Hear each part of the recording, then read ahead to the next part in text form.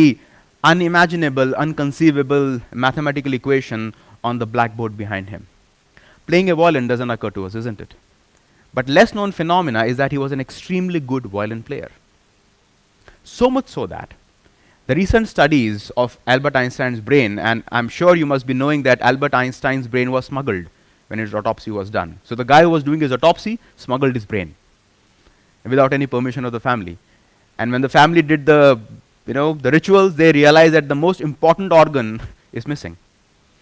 So he dissected the brain into small pieces, shipped it to various people across US and Canada. With the advancement in the CT scans, they rebuilt his entire brain. And they realized something very interesting with Albert Einstein's brain.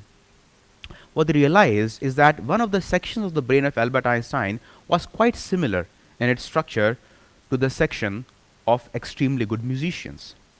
And then they started talking to musicians, extremely good musicians like Hans Zimmer, of the fame of Dark Knight. And when they realize that how musicians become great, they don't start reading the notes. They just don't refer to the notes at all beyond a point.